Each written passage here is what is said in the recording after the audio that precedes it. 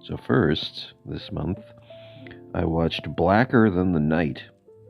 This is from 1975. It is a Gothic horror film by Carlos Enrique Taboada. This is the first film from him that I've seen.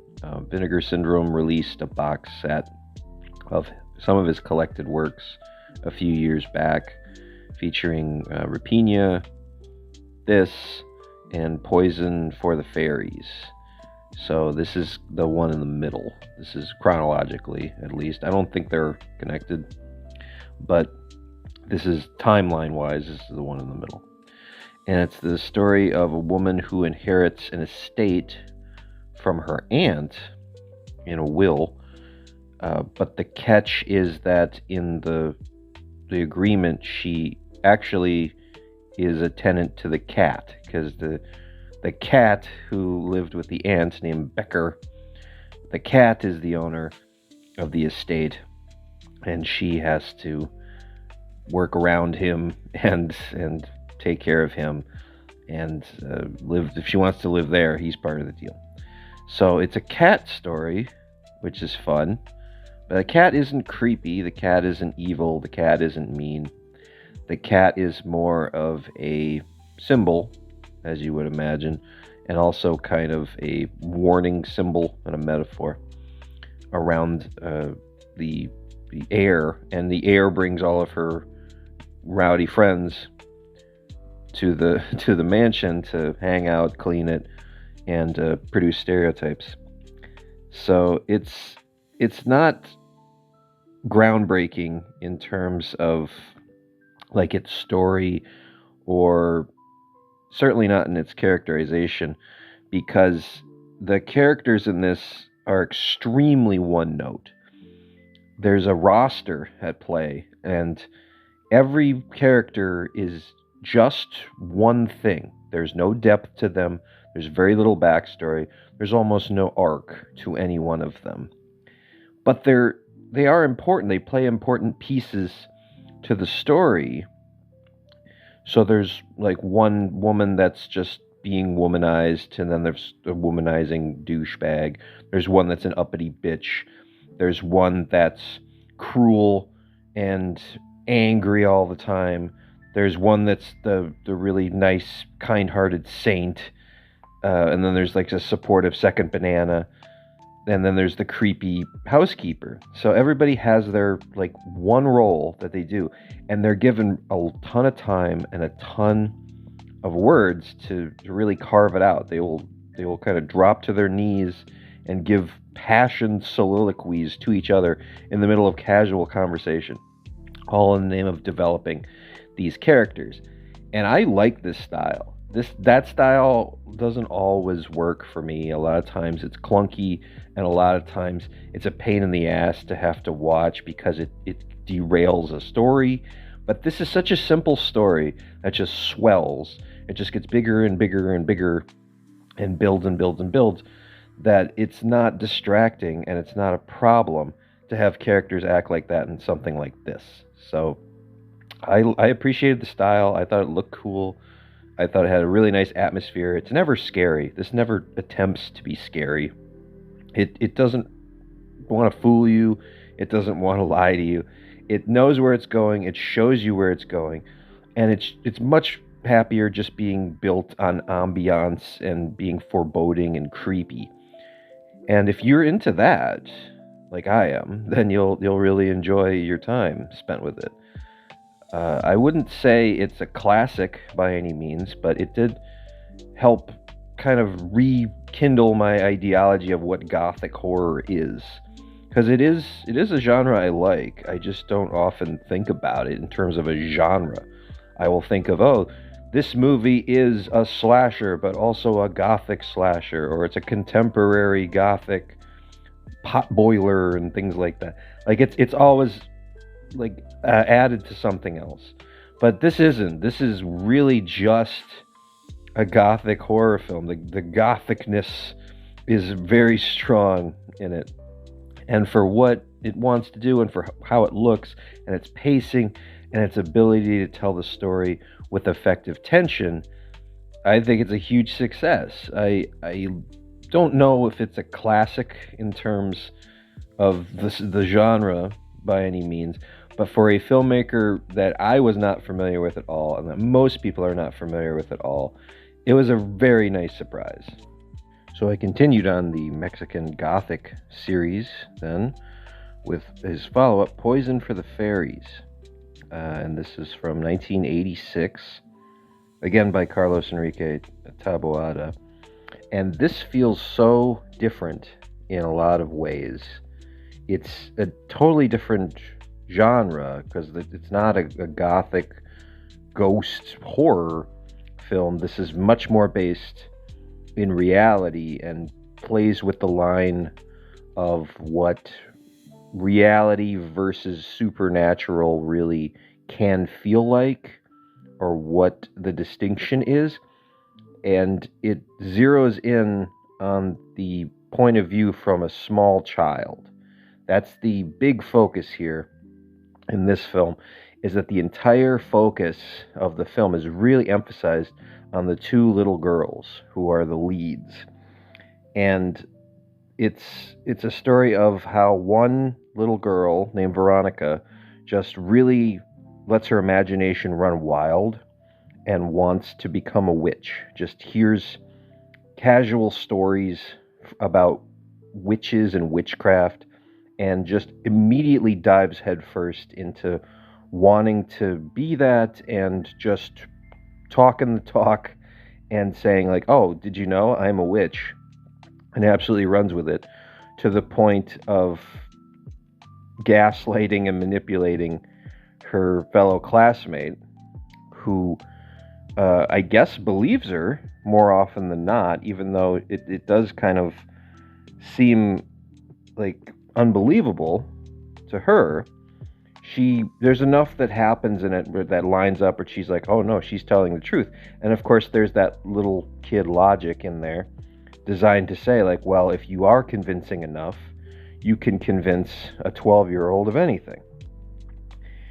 And what a great idea and what a great concept for a horror film, because it is a horror film, but at the same time it also feels kind of like a PSA to say, hey, here's some people out here that are really going to try to get what they want out of you, so be very careful, because if they present themselves a certain way, you're apt to believe it.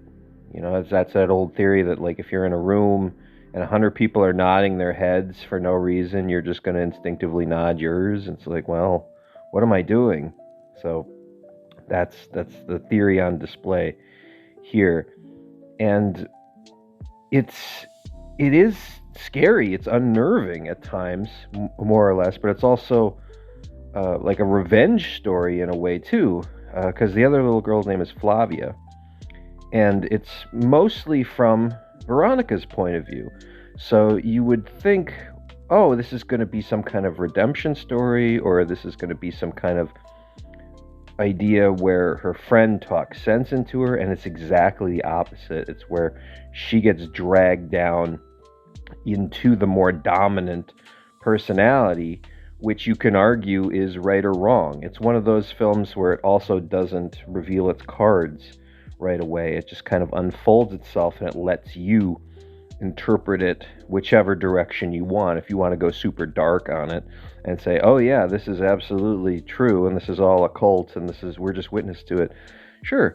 But it could also be very much rooted in reality and just a terrible tale of coincidence. So I guess it's no secret that this was a big influence on Guillermo del Toro's Pan's Labyrinth, then, to tell you that, because that's another one where it's like, oh, is this real or is this Memorex? And I see a lot of the inspiration in it, different direction, because this is more rooted in reality, whereas Del Toro's is more in fantasy. So Del Toro's has more of that question on display, but this asks the same one. And I really liked it. I really liked this. It's hard to compare it to Darker Than Night because they are so different. So it's really more of a testament to Taboada as a filmmaker to say, look what he can do. Look at the different genres he can jump across, and make both really skillfully, really unique, and have a clear focus on each one. Because the focus here is the POV, and everything is like all adults' faces are obscured in 95% of the film, too, which is another neat trick I like. It's almost like a Peanuts cartoon where the adults don't matter and they want the entire point of view from the children. So everything's shot really low. Everything is their focus. You hear voices and you get some, I wouldn't even say guidance from them.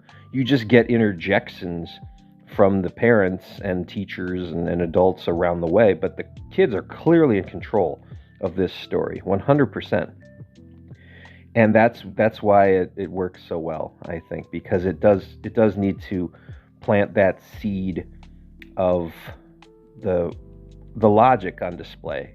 Because if you were any older, or really any younger, I don't think this story works. Because if you're any younger, I don't think you take the gravity with it. I don't think you just go, I'm a witch, and you just run around on a broom and you have fun with it. But this walks that line right between, like, okay, what's the innocence and what's the real darkness that we're dealing with. And I love that. I love that it wants to do that, and it wants to tell this story.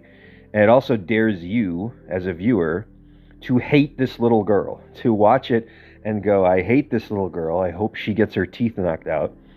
And what a daring move by a filmmaker to do that, to cast two very, very good leads and then also make you hate one of them inexplicably. I mean, that's another thing about Taboada I've noticed, is he's very interested in making very specific characters. He says he has always an ensemble of people, but he always typecasts them with one specific thing and says, okay, you're this, you're this, you're this. He doesn't give them layers of anything because he wants them to embody the emotion they are representing. So, like, evil is pure evil, good is pure good except for mistakes, things like that. And in certain stories that never works, but here it really does, because it feels like a piece of a machine and every person needs to play their role. And so I think that's a really wise, great filmmaking technique from him. What a pair of movies. I'm really enjoying his stuff. I'm definitely going to come back for now the third in this set, and I would highly recommend it. I like that this is getting acclaim now, and I like that people are noticing it, because it was never on my radar until recently. But what a cool find. So then I am a man of my word, and I followed it up with Rapina, which is another film from Carlos Enrique Taboada. But I probably should have watched this either first or second, because I like doing them chronologically. And this one is also from 1975, same as Blacker Than the Night. But again, completely different genre, completely different approach to telling a story and what horror can be and is.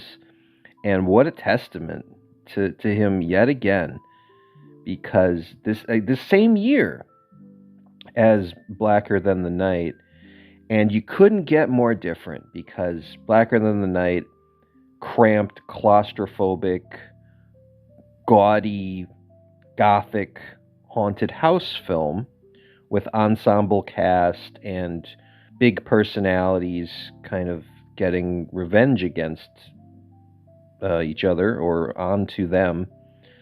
And this is flipped. There's like the inverse of it, which is small town, desert, middle of nowhere, innocent ideology but easily corrupted, wide out, right in broad daylight, big bright colors, evil that slowly eats away at you as opposed to one big mistake. This is an existential crisis of a film, whereas uh, Darker Than the Night is more of a penance. And the same damn year, he makes both. How about that? That's like the precision levels of a plate spinner from the circus to be able to keep those both going at the same time. Just wild stuff. And I like this one quite a bit. It's really hard for me to rank any of these three things because they're all such cool finds for me. I knew nothing about any of these or Taboada as a filmmaker, and I get them all in a row. What a deal. But this one, more than the other two, does not feel like a horror film, but it leaves you feeling just destroyed. Like, it leaves you feeling like, oh god, that is horror. And I love that. I love that feeling when it doesn't kind of jump out at you, but it just kind of eats away at you. Because that's what this is. It's a slow burn of almost one character, but he can influence others with stories and promises of riches in the future and the windfall he's going to get. And it's played by Ignacio Lopez Tarso, is the main character. And he witnesses a plane crash, almost only himself. He sees it and conspires to want to keep everything from it. And just wants it because, oh, look how affluent this is. I bet this means a new life for me and my family. And just becomes obsessed with it. And also becomes obsessed with the idea that without it, if he stays in the position he is, in the town he is, he's no better than an animal, because he overhears his doctor kind of ridiculing his profession and immediately takes it to heart. So, what a layered, dark Greek tragedy of a film this is. And you just watch it kind of fall apart. Like, I wish I could tell you there was a happy ending. Well, maybe I don't, because I think that'd make it a lot less memorable and a lot less daring, and certainly not a horror movie if there was any of that in there.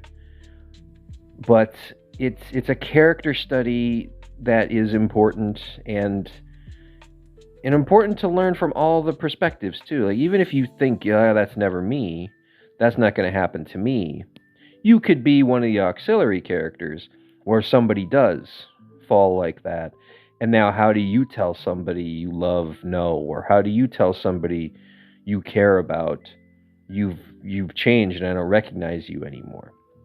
This has that, and this has that element on display for you too, so you recognize it doesn't happen to you. And I loved it. I'm just blown away. I'm blown away by this trilogy.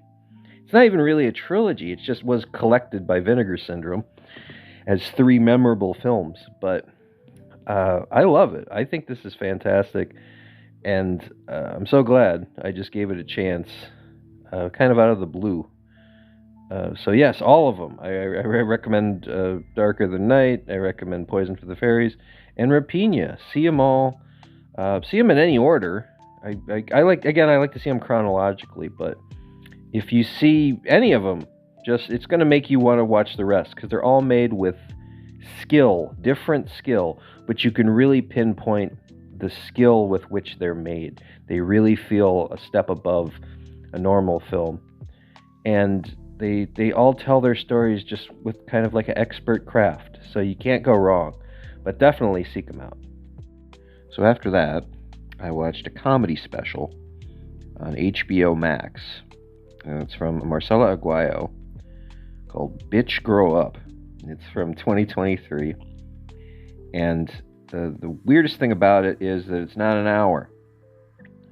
I'm so used to HBO comedy specials being called HBO Comedy Hours, because it's what they used to be called. And then they rebranded them several times. Sometimes they were HBO Comedy Events and HBO Comedy Specials. But this is an HBO comedy, 37 minutes, which is a strangely specific number. And I was the worst thing about it is that I was like, where's the rest of it? So that's a good sign. When it ends, you're like, where's the more? You always want to leave them wanting more, right? That's the edict. And it's funny. I've seen Marcella before. Not do stand-up, though. I've seen her on television. She was a regular on the CBS not hit series After Midnight. And she's funny on there. She's a big personality, and she's very adventurous and very lively. And she brings that to the stand-up as well. But the stand-up is much more... shows off her educated side. It shows off the grown-up, I guess, that she is, because it is titled Bitch Grow Up, and bitch she did. And the highlight of the special here is that she goes on a pretty long rant about the DARE program and reads her essay from when she took the program, and then writes a response to her in modern day. And she explains how drugs are probably the most important aspect you can use in determining your current friends and relatives and their reactions, and deciding who is the most supportive and responsive and helpful, because that's who you want to do drugs with now as an adult. And that's a funny idea. And I will always pop whenever I hear the DARE program mentioned, because I have a fucking vendetta against it myself, as I took it. And it was a weekly program in the 90s where a cop would come in once a week and yell things at you that turned out to be like heinous, like exaggerated lies, by the way. Because one of the things I remember is he said, like, oh, did you know that marijuana has up to 5 times more cancer-causing chemicals in it than regular cigarettes? And I told people that, thinking that was true, and they laughed in my face, because that's not a fucking fact at all. But that's one of the things they tell you. So she's right. They do have to do an essay to graduate this program. And he used his fucking command presence to imply that will be graded and this is important. And I had some fucking anxiety over this fucking essay. So I skipped out and faked sick the week it was needed to be turned in, because I wasn't done. And he comes on Wednesday, so I was like, fuck this. So I just skipped out on Wednesday, and I used the weekend to figure it out, and I wrote it. It had to be like 3 pages or something. There was some weird rule to it. So I brought it in the next Wednesday, and I go up to him, and I was like, oh, I'm sorry I wasn't here. Can I give you my essay? And he just stared at me and said, no, that's over. They're already graded. And then he just turned around. So I busted my ass on this fucking essay, and I just crumpled it up and threw it in the trash. And I was pissed. I was livid about this, because not only was I led to believe that this was important, the piece of shit wouldn't even fucking look at it, because it took an extra minute and a half for him to read this fucking essay that he mandated. So that was not my last, like, shitty interaction with a cop, but it was my first that I remember. So that's my lasting impersonation from this fucking program. And I didn't get the stupid novelty shirt that angsty kids wear, and I didn't get to go through the thing. They give you a certificate at the graduation. I didn't get one because I didn't graduate. That should be my, like, drug lord origin story of, like, oh, I was fucked out of my DARE certificate and now I run Colombia. But it's not. I didn't do any drugs. But I should, because I was fucked over by the representatives of it. That's way off track. The point here is Marcella Arguello is funny, and she tells it better than I do. So if you get a chance, do see her special. I then went down a rabbit hole of titles because I wanted to watch the Waitress Musical, which is from, I think they recorded it a few years ago in 2023 for television, but it's been going for quite a while. And in searching for it, I realized there was a documentary on HBO about the life of Adrienne Shelley. And I was like, oh my God, it's one of those stories that I've always thought deserves a lot of attention because it was crazy to me when it came out and when I heard it. Because I just innocently enough saw Waitress as a new movie back in 2007, and it was really charming and really sweet and felt different. It had a vibrancy and a legitimacy to it that felt different than a lot of the movies I was watching at the time. So that's when I was really learning my taste in movies, and so I was trying to figure out who my filmmakers were and who I wanted to follow. And so I was going through the special features on the DVD. That was my main source at the time. And there's a few on the Waitress disc, but there's a very melancholy and solemn tone to it. And I said, what the hell happened? Why isn't the director on this? She's in the movie. And then I had to Google it. And at that time, it was still in the litigation phase for her murder, where they were debating if it was murder or if it was suicide and what involvement the person had. And what a messy, weird situation, obviously, to happen as the movie is shown to me. And it was like a real emotional punch to the gut to say, like, oh, here's this nice, sweet, good-natured film. Oh, by the way, here's this tragedy that comes with it. And I thought, wow, there should be a story based on that. There's a story to be told there. And so all these years later, here's Adrienne from 2021, which was cobbled together by her husband.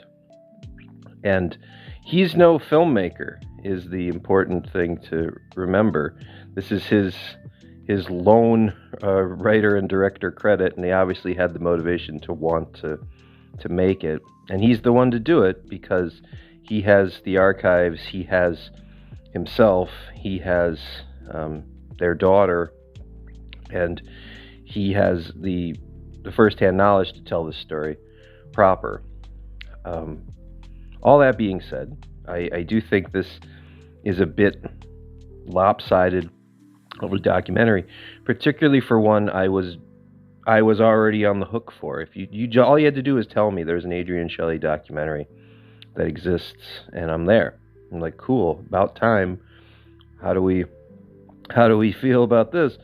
And it takes some of that. It does bring her name into the modern audience, because I think there are a lot of people today that don't know who she is, and he's doing a lot of the heavy lifting and bringing her name into the current zeitgeist with the Adrienne Shelly Foundation, with this Waitress musical. Sarah Bareilles obviously needs a lot of credit for that, for the development of it, but he's done as much as anyone has to keep her name alive in our hearts and minds. And you can't discredit somebody for that. It's coming from a good place, and it's coming from a place of kindness and just loss and wanting to keep his wife's name in his mouth and in our mouth. And so it's jarring to watch because it is also his documentary. You learn about him, and he is the one left behind, and we all are, but he is more than you and me, in left having to pick up the pieces after she was murdered, like out of nowhere and on the right path. And that's always the worst scenario, when everything's going just great, and you're right at the peak of where you're going to kind of get your just desserts, and then it's ripped away from you. But that's, I guess, life. That's life, kid.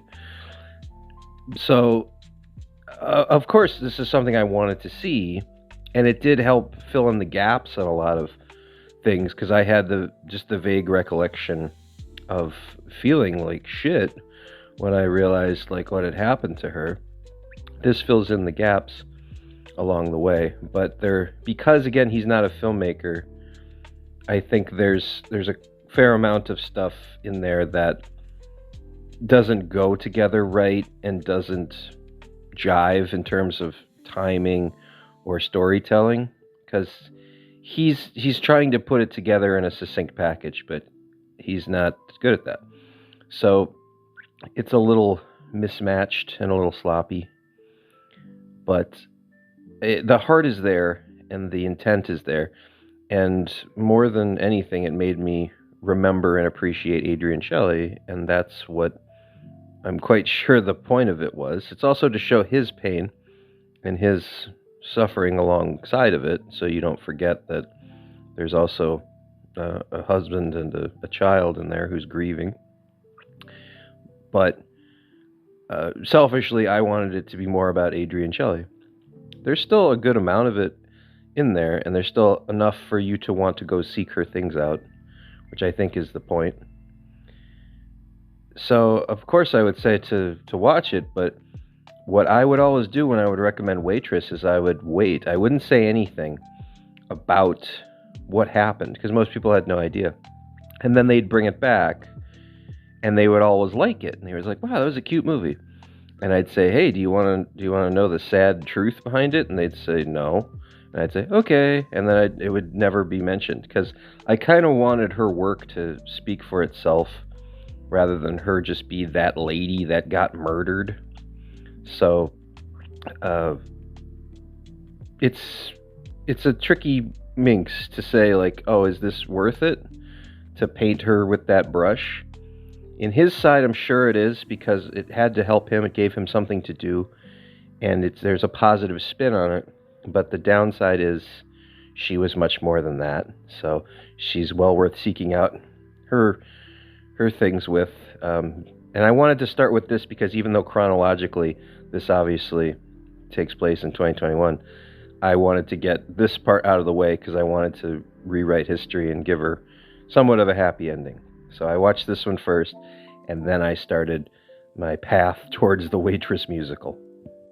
So after being inspired by Adrienne, I wanted to rewatch Waitress because I realized I haven't seen this fully since 2007 when it came out, because I saw it, really liked it, had the gut punch of news, and then just kind of carried it with me. And again, because that's so weird and out of left field of a story, it kind of overwroughts whatever the movie was in my mind. But I just remembered I liked it. So seeing clips of it and being reminded, like, yes, it is cute and funny. Okay, I want to rewatch Waitress now for the first time in 18 years. And yes, of course, it holds up. And I can see why this transcends generations, because it is relatable and it does feel authentic and it does have that quirky, wonderful sense of charm and heart and humor that Adrienne Shelley possessed and gave to her characters, because that was who she was, and she was able to channel that. There's a lot of people that are like that, but there's not a lot of people that can channel that and make not just a character feel like that, but make a scene feel wonderfully awkward, or make a scene brim with anxious emotion and convey it in a sweet and good-natured way. There's some people that can do it, but then it feels tense and scary. Or there's some people that are that and can't convey it at all. But the people that can, like Adrienne Shelley, they can harness an emotion and kind of make a perfect, succinct, filmed impression of it. They should be given zeitgeist to just make as much art as they want with unlimited time and resources, because that's a valuable tool to be able to express anxiety, fear, anger, these powerful emotions through condensed moments that hit hard with like pauses and beats and inflections and quips. That's really hard to do. And that's like the building blocks of filmmaking. And she had that. And that's why she was so valuable of a filmmaker, is she wasn't taught those things. She just saw it and did it. And a lot of people will spend their whole lives reading books and doing practices and theories to try to do what she could just naturally do. So that's why she was a unique and special talent. She didn't care about all the hullabaloo that comes with, oh yeah, you have to pay your dues here, and you have to follow this book here, and here's the rules of cinema, and blah, blah, fucking blah, blah. Didn't give a fuck. Just said, no, I think this sounds good. I think this sounds like people I know. I think this sounds like me. Hey, here we go. Real simple shit that a lot of people should do. Just take a step back from yourself and all the analytics and realize, hey, I have it in me. I can do it. Not a lot of people, A, have it, B, have that consciousness, and she did both. So that's why this movie is special, and that's why it brims with a kind of an authenticity that most don't. It's not the movie that I should be relating to. Who the hell am I? I'm not a lady, and I'm not a waitress, and I'm not pregnant, and I'm not in a bad marriage, and there's all these things that don't resonate with me, yet they do. Because again, it is relatable, but beyond being relatable, it also explains itself extremely well. It can put things into terms that even a dunce like me can understand. And again, that's also why it transcends generations. This is why people will find this again and again. I feel like it'll come back around a second time, and there'll be grandkids watching this thing, because there is that feeling of wanting something that you're promised and then getting it and hating it. And then what do? How do you shape it? How do you make it yours? Are you wrong to not like what you thought you wanted? These are universal questions that everybody asks and everybody comes up with. So that's why it's a special movie, and that's why it's always worth revisiting anytime. So then, to cap it all off, I did watch Waitress the Musical after watching the original. And this is all I really meant to watch to begin with. I just wanted to watch Waitress the Musical, and I started it, and I realized how long it had been since I actually seen the movie, and I was like, oh yeah, that's really funny, that's in the movie. And I stopped it probably maybe 10 minutes in, and I realized, well, I'll just go watch the original movie. And that's when I found the documentary too, so I decided to watch it kind of in an oddball order. Like, I wanted to watch the documentary first, and then rewatch Waitress, and then here's the musical. With the reason being that I thought it would be like rewriting history and giving it all a happy ending, which is a nicer touch to be able to digest it, I think. And the course of it, it was rewarding. It's the full Waitress experience. You get it all.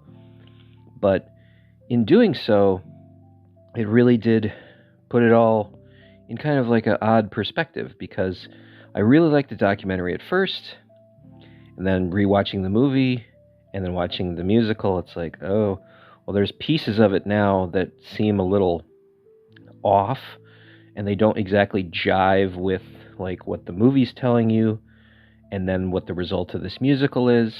So I still think that's coming from a good place, but now a couple days removed from it, I'm a little bit wary of maybe some of the reliability of our narrator there, but it's still a nice portrait.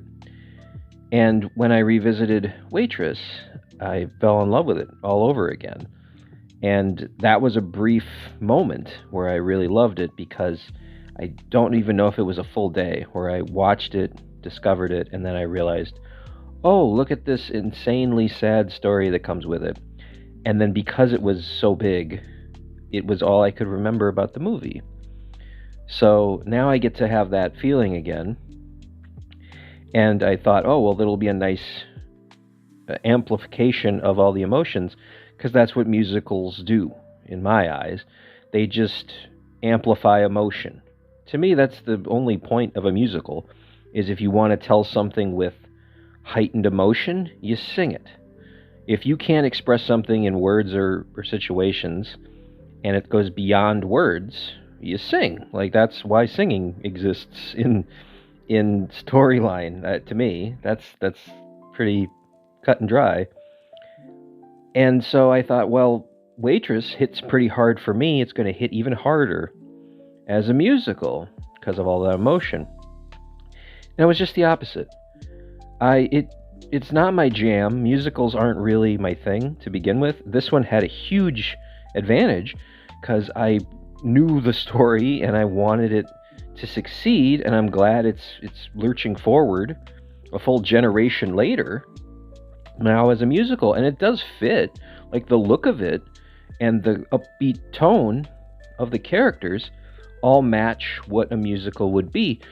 So I have no problem with it adapting into it. I think it adapts well. And the songs themselves are very fitting and catchy, but I feel like I also got the emotion better and more succinctly from the film than the musical did. And that's strange, because I thought the musical is really going to hammer that home. And instead, it just feels like a really loving tribute, where the people involved in the musical are musical-based, and so they want to write their own love letter to the film and express it. And they do, but it very much feels like a copy to me, because I did see the original and I did care about it a lot. It holds up. So them doing this version and it inspiring a lot of people now, and a lot of people doing it in reverse, like seeing the musical and then going, oh yeah, what's this movie it's based on? And then going backwards. I think they're going to feel the opposite, because their first exposure to it was as a musical. So for them, it probably is a lot more emotional, and maybe it's just the way you digested it. Maybe that is the way that they're always going to see it, and then this movie can't possibly compare to the belting musical chords that accompany it.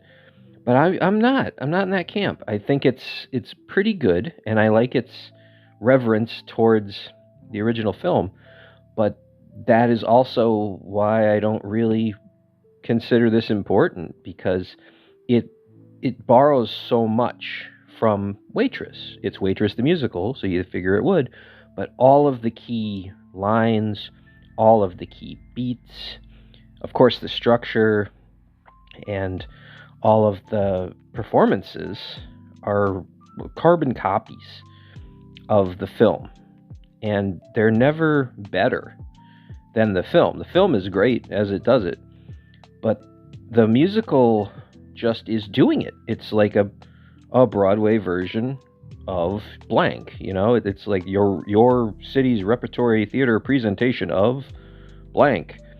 So it'll always pale to the original, to me at least, and this feels like a step down. In terms of the music, in terms of the production, it's top notch. Even though it's not exactly my taste, I can see the talent on display here, and I can see the seamlessness of it, which is a victory in and of itself. To pull something like this off is a minor miracle. And the precision and of course, the singing ability of these people is immeasurable to me, because I don't live in that world. So it's all mighty impressive to me. But at the end of the day, I'm still just watching a story play out. And this doesn't play out nearly as fulfilling and nearly as satisfying as the original film does. And that's, I guess, a letdown. I'm not exactly destroyed over it, because it did inspire me to go watch the original again, and I got to relive that. And I got to see this documentary that now I'm kind of all over the place about, thinking, is it good, is it bad, is it something in between? So it's very good that I gave it a shot, but I never expected to go down a rabbit hole with it, just because I thought it would be a really easy, fun watch. And it is, the musical is, but it opened up this whole can of worms where I wanted to relive this nice feeling I had, and it's not really my feelings to have. I'm not connected to Adrienne Shelley or these people at all, but it was just a weird moment where I did see something I really connected with and enjoyed, and then had that gut punch of, oh, wait a minute, she's dead, and it's gone, and it's senseless, and it's horrible, and the world is a stinking hellhole. It was like that 1-2 punch, and then that's what you carry with it. So it kind of like had that shitty cloud over it for however many years, and now I get to go back and kind of erase that and go, oh, well, no, this is why I liked it so much in the first place. It was sweet and good and had something to say and smart and welcoming and warm, all this great stuff. So the best thing about Waitress the Musical is that it's going to inspire a whole lot more people to see Waitress the movie. I'm certainly wouldn't hold it against you if you like it better than the movie, but if you don't like either of them, then I do think there's something wrong with you, and no, I don't want to hear about it. So after all that, I did something different, and I rewatched The Muthers, which is from 1976.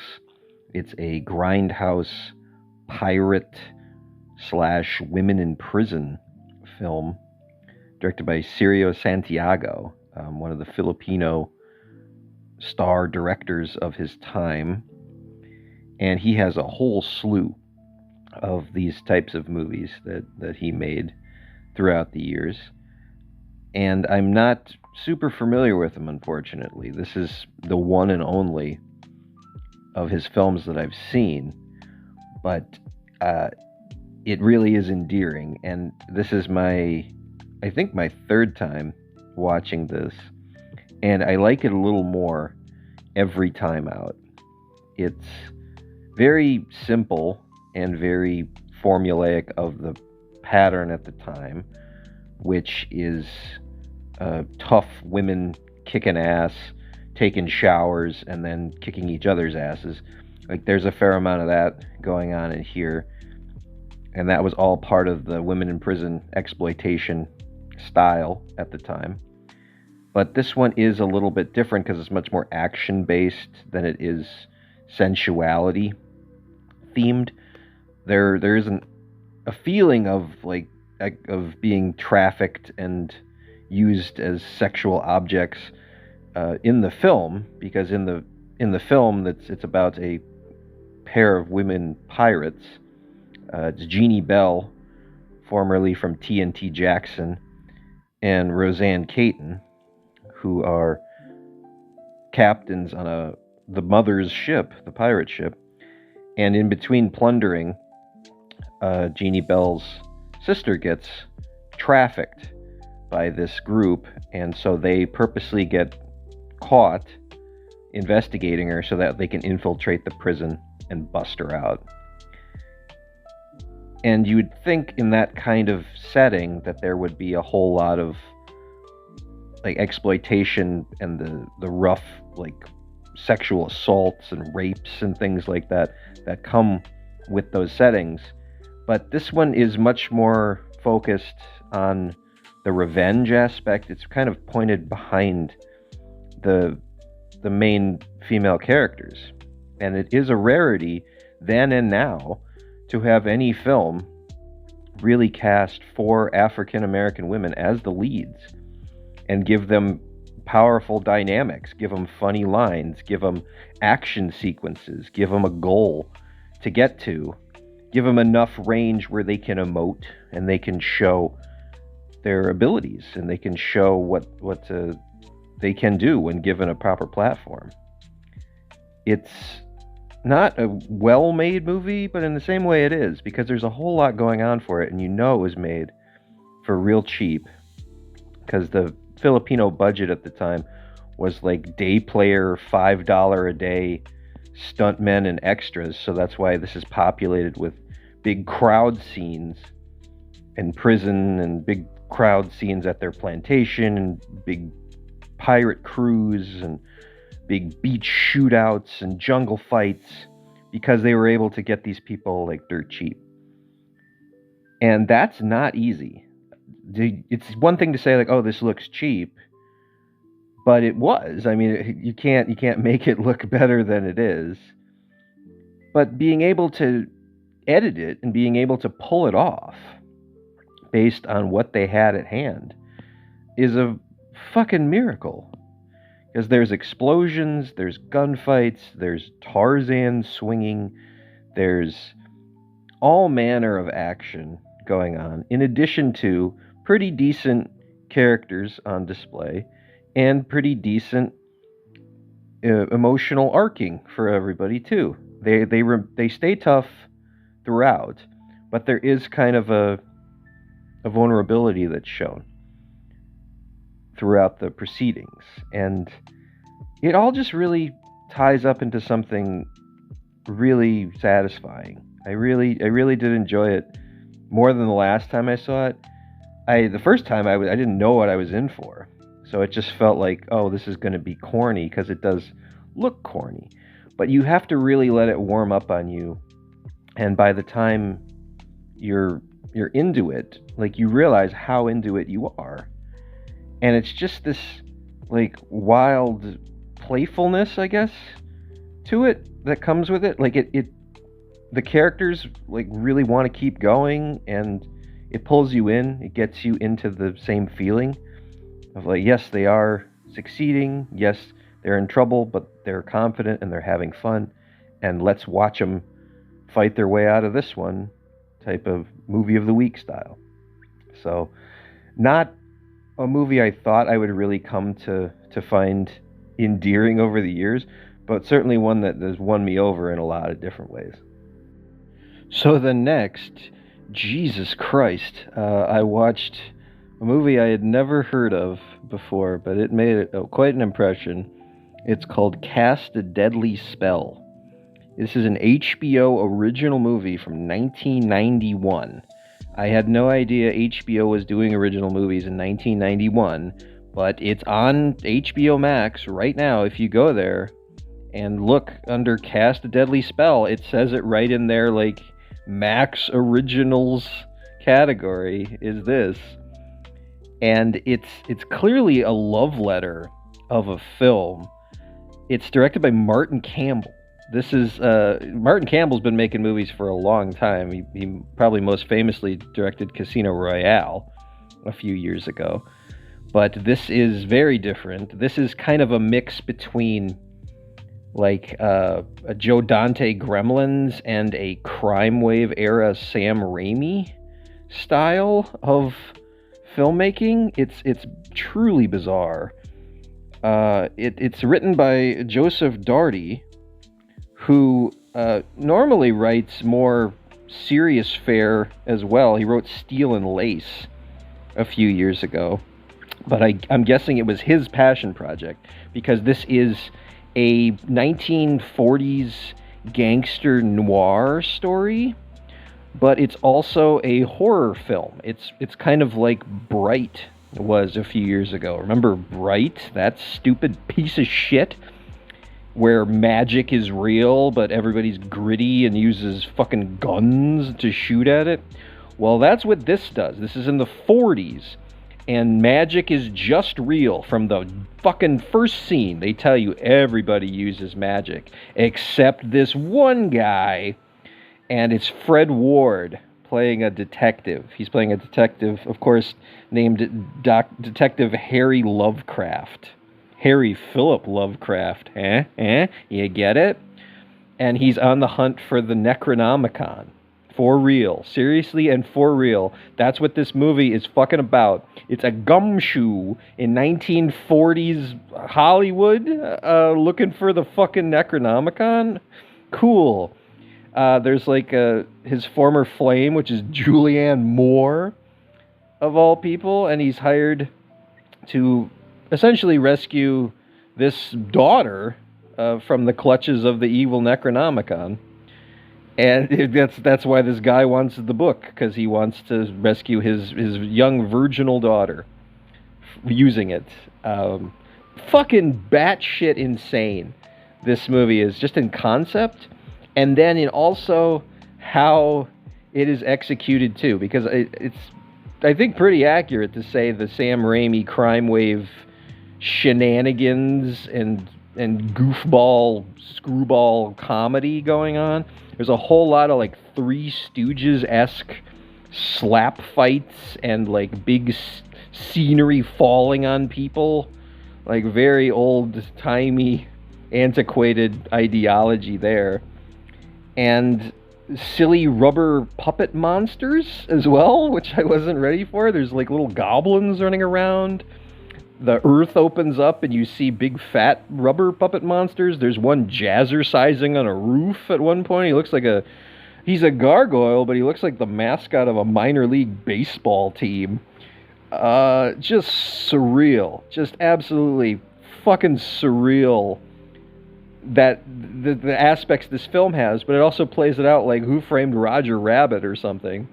But it also has this insane like reverence and loving attitude towards H.P. Lovecraft and towards like that era of horror. I guarantee this was trying to get made for a long time. I don't know how long this was in gestation, but the fact that it exists the way it does, and that no one talks about it, and that it's hidden away on HBO, tells you a lot that this was somebody's true forge in life, and I'm guessing it was the writer, because good lord. The biggest thing of all, though, in this movie, and I was, because the whole time looking at all the details, I was like, look at all these stars, look at this crazy premise. This is a lot of fun. This really like feels like 1991. It would get people with nostalgia. It would get people who like horror. It would get people who like the comedy element. Why is nobody talking about this? And then I saw the ending, and I was like, oh, that's why nobody's talking about it. Because it is horrifically problematic in terms of how this story wraps up, and what logic they use in terms of why the world should be saved and what we should do to save it. Unbelievable. My jaw literally fell open seeing this. I'm not even going to tell you what it is, because you should read about it or see it for yourself. I would say see it, because you will not see it coming, and it will appall you in one way, and then also it oddly fits the playful vibe at the same time too, and you're like, all right, I guess so. Because it has this also like overlying 1940s sexist attitude too. It feels like a Sam Spade, Frank Miller type of concept, or it's super stylized and everybody is smarmy. Like people get punched in the face casually, women, men, everybody. Wow. I was never expecting to find something like this, because how does stuff like this hide anymore in the world? But I guess it's just volume, right?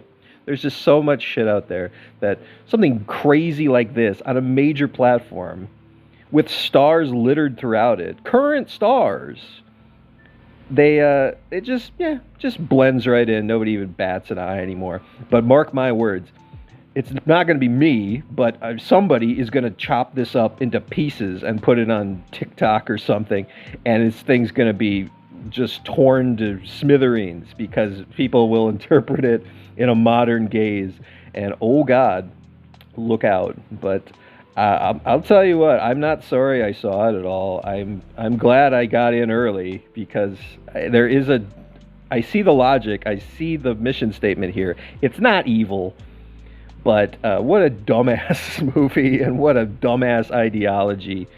And there's a sequel, even better, right? And it's called Witch Hunt. It's from a few years later, and it replaces Martin Campbell with Paul Schrader as director. So if you thought it couldn't get any weirder, that you have a screwball farce directed by an action director, how about one directed by the writer of Taxi Driver? How about that? and starring Dennis Hopper instead of Fred Ward. So I think I know what I'm watching next, but holy shit, what a find. So, of course, I followed it up with the sequel. It came out in 1994. It was called Witch Hunt. And it's the same writer, it's Joseph Doherty, but it's a totally new crew and mostly a new cast. It's the same idea where it's like the noir mentality and it's like a Lovecraftian detective. And he still doesn't use magic and he's still a hard ass. But now it's the 50s instead of the 40s. And it's Dennis Hopper in the lead instead of Fred Ward. And I think that works a lot better for this because the tone is very different too. It's because now it's directed by Paul Schrader. And I really wanted to see this after watching the Cast a Deadly Spell because I thought, how the fuck is Paul Schrader going to be goofy and silly? Like an Evil Dead type of Paul Schrader. I can't even imagine what that's like. And you don't get that. This is much more in line with Paul Schrader. Paul Schrader has a style that he makes, like kind of isolated, loner, angry, mad at the world style films. And he's not doing that here. He's really holding back. But that's still kind of like the mindset. It still feels like, what if a crazy, angry loner guy reacted to this batshit insanity? And that's what it is. It's him going through the motions of a whack-ass script, which is ridiculous in terms of like how it uses all the magic. And he's just presenting it pretty straight-laced, pretty forward, just like if you were given the truth that, oh yeah, you can do anything you want with magic now in 1950. Here's what he would do with it. And it's mostly like adapting women in a whorehouse and making their boobs grow bigger and bringing back William Shakespeare to write bad action movies in Hollywood and shrinking men down in their office in weird femdom type video effects that are making victims of people by Rottweiler dog. It's really something that I should have figured out knowing how he is. But I just thought, oh yeah, young Paul Schrader is going to do something like way goofier, right? And no, he doesn't. He doesn't disappoint. It's still just bizarre and perfectly tonal in how I wanted this to be. This is a lot better than the Cast a Deadly Spell. This fits so much better because it's so much weirder, because it's so straight-laced, and Dennis Hopper has this bizarre, like, what the fuck am I doing here, otherworldly disconnect going on, where he just kind of like saunters through every scene, and you see the wheels turning in his eyes as he's just trying to remember the lines that he's supposed to say. He is both awful and perfect for this. If you were to watch this in a vacuum on mute, you'd figure he's the worst fucking actor alive. But if you watch it as it plays out, you're like, wow, this is a real good like disconnect that he has in this world that he doesn't understand. So I guess it was on purpose. He's fucking Dennis Hopper. He gets to do whatever he wants, but I think it's very on point for how I wanted this to be. And there's a somewhat of a musical score in here by Angelo Badalamenti, and it's fine when it exists. It feels creepy and kind of atmospheric and dreamy, as you would imagine, but it doesn't really, it's like he hired him to do 25% of it, because it only shows up in certain scenes. The scenes where I thought, oh, there should be some music here, it's dead silent. There's just shoe squeaks and grunts from punches and stuff. It's bizarre because it's dead silent, and then sometimes they're just having like a revelation in a hotel room, and it's like him and other character arguing back and forth, and they're saying like, oh well, what if we do this, what if we do this, And that's where the music comes in. It's like like to nothing. It doesn't need to be there. Why isn't it in the fight scenes? It's so weird. There's so many strange events in this, and there's an equal amount of strange events in Cast a Deadly Spell, but the tone and the atmosphere of that kind of lend itself to it because it does feel very wacky and slapstick and crazy, like an Evil Dead type of movie. This feels otherworldly and bizarre because it feels more like what the real 50s would be like, but if slightly altered by inconvenienced magic. And so this nails that tone better. It was much more fantastical in the Cast a Deadly Spell, but this feels more appropriate for it. I think that Martin Campbell was having more fun making it, and maybe that's what ruined it, because it was too much. This is the right spot because it's strange and hokey and bad and funny and weird and also oddly sincere because of the story they're telling and everything, because it's about political corruption, and it tries to be very metaphorical with its storyline as opposed to just being a spoof of noirs. This is trying to be much more like a real story. Even the Lovecraft detective is more fleshed out. Like, you get to find out why he doesn't use magic. Like, that's an important piece because he mumbles that all the time in the first one, and you never fucking know why. He says, "I don't use magic." Like, why not? And now he finally tells you. There's so much strange bonkers shit just going on in this, and I just appreciate it so much more this time around. It feels less forced. It feels more sincere, I guess is the word, because it feels more inspired to be told this way.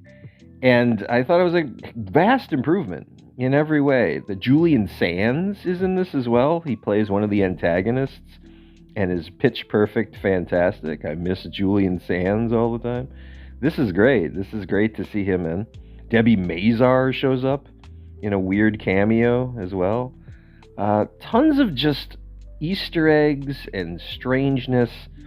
Not as many rubber puppet monsters this time around. I was also wondering how Paul Schrader's going to do rubber puppet monsters. He doesn't, is the answer. So his adamant inability to compromise and his shifting into what this should look like, I think is spot on. So this, I don't think you even need to see Cast a Deadly Spell. Just watch this. This is infinitely much better, more fun, more batshit crazy. Not a horror movie at all. It's about magic and witches. That's about as close as you'll get. But it's like a comedy, genuine noir, thriller, drama, hybrid, fantasy, I guess you'd say, science fiction, maybe. It's not scary. It doesn't try to be scary in any capacity. But for what it is trying to do, I get its mission statement and I get what it's doing, and I appreciate the fuck out of it.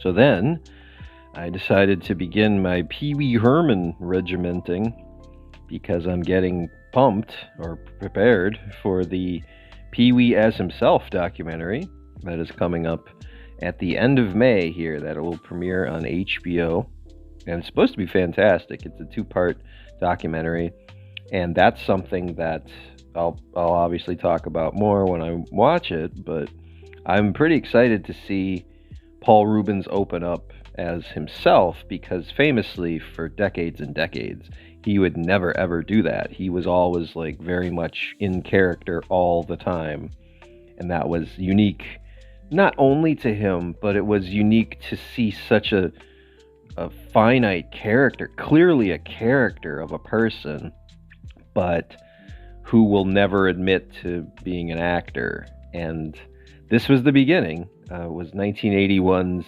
The Pee Wee Herman Show, which was just filmed on a stage. It looks like somebody's like class assignment, but gone off the rails, because Pee Wee, of course, was in the Groundlings, comedy troupe around that time. And this was his character that he had created and got to do a special based off of that. And so you see a ton of the things that would be a hallmark of the character in here, but in crude and live fashion. And that was always like the rumor with this years and years ago, was that, oh, remember the dirty Pee Wee Herman special? Whoa, that's really for adults. I can't believe they turned that into a kid's show. That was like a argument that people had against the Pee Wee's Playhouse at the time. And I saw it a long time ago out of curiosity. I think Comedy Central ran it maybe 20 years ago. And I remember it being not that big of a deal. I was like, because I was trying to view it with that mindset, like, oh man, it's going to be really filthy.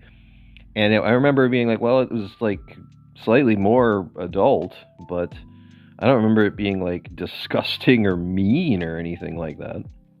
So I revisited it again here now in 2025, and no, of course it's not, because the idea of Pee Wee Herman is always that he is a child, I guess. He's of an indeterminate age. He's acts like a bratty 8-year-old, but he owns all these things and he lives on his own. So you figure it out. But I don't think that it's any weirder or darker than the Pee Wee's Playhouse or the Big Adventure Pee Wee, because he has a dumb innocence to it. The two big scenes that are kind of questionable, I guess, is that he tries to look up Miss Yvonne's dress at one point wearing shoe mirrors, and then he also he hypnotizes a woman with a hand puppet, and he has her undress in front of him, and then he has the puppet look up her dress.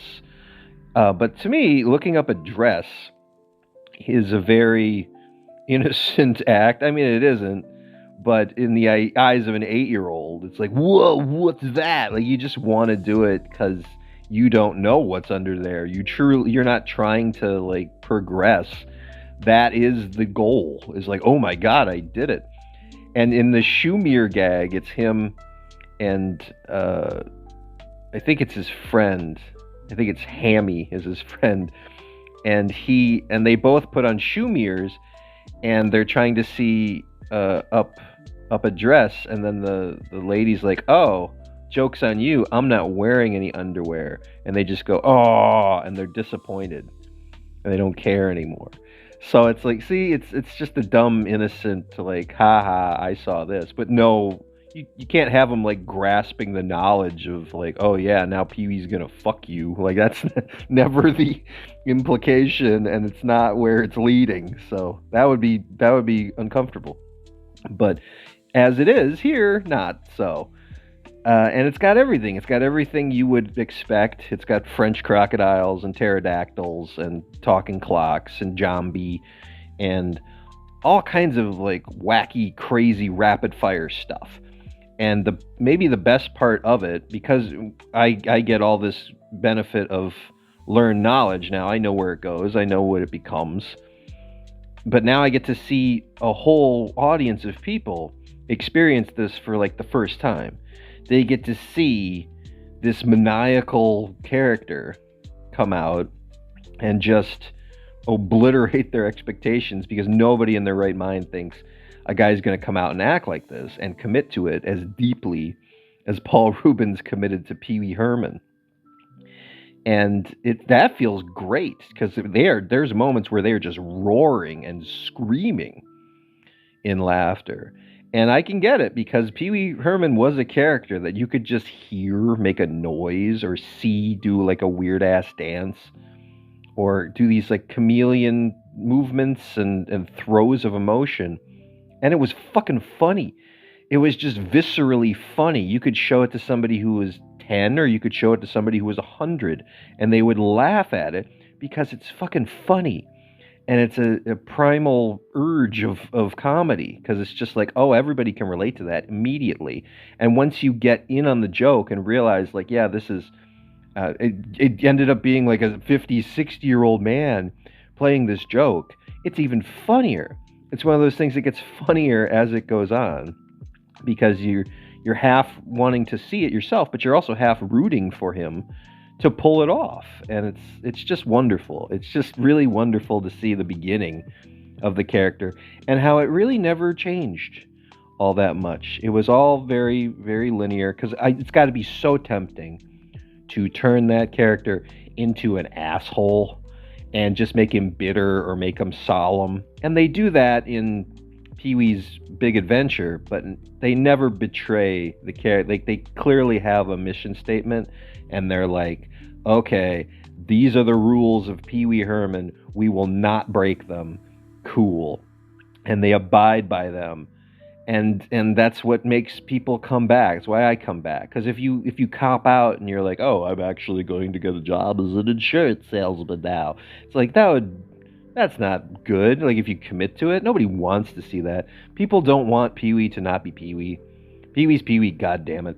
And he's in his purest form here.